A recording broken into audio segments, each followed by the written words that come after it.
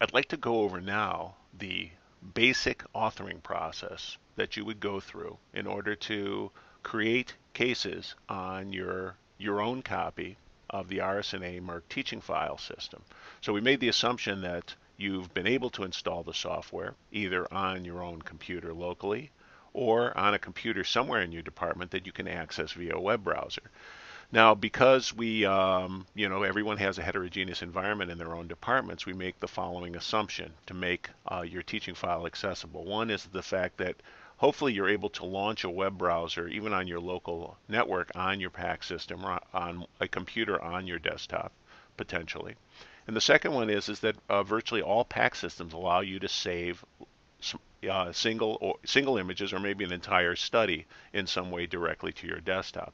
So in this case, all these things are relatively applicable, but we could pretend right now that we're sitting at your PACS workstation. We're not looking at your PACS software, but we've just saved a case that we found that was interesting during our clinical workday. We want to take a couple of minutes just to throw it into the teaching file system so I don't have to worry about it anymore. I certainly don't have to write the name down, look it up later, and have all that information, put it into the system, and then I don't have to worry about it anymore.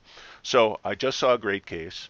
In this case, it was a colloid cyst of the third ventricle, and I saved it to a folder on my desktop, and here are my images from a recent MRI, and I want to put them inside my teaching file. So we're going to go through the basic authoring process to see how simple that is. So essentially, this is how it works. So I've already opened up my teaching file, and I've already logged in as myself, and I've been granted the rights as an author so I can create my own cases. And here are the authoring tools on the left. The most common one that's being used is the basic authoring tool. And then again, there are others like the advanced authoring tool to enhance your cases and the submit and zip service. So let's click on the basic authoring tool. If you've been there before, your information is already in there about who you are and how to reach you and so forth, and your username. So essentially, this is how the process works.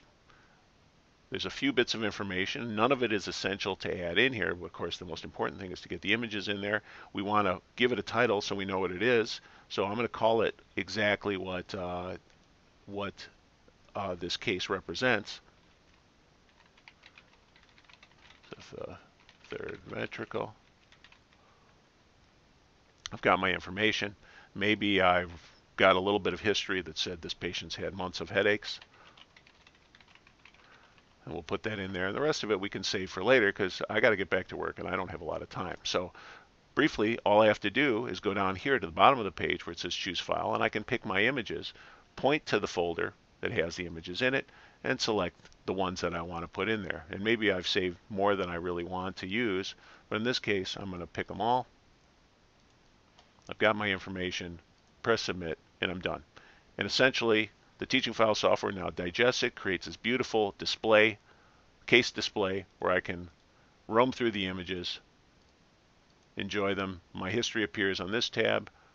The actual diagnosis appears on the document tab with all the authoring information, and I'm ready to go. And more importantly, when I go back and look at my cases, here it is. I had an empty teaching file before. Here is my case, and I'm beginning to accumulate cases in my teaching file. I can click on the button and again launch the same case viewer. So in a nutshell, that's basically all it takes to author a case on the RSNA MIRC teaching file software system. And as you do this more and more, obviously you'll get more facile and you'll even get quicker at it.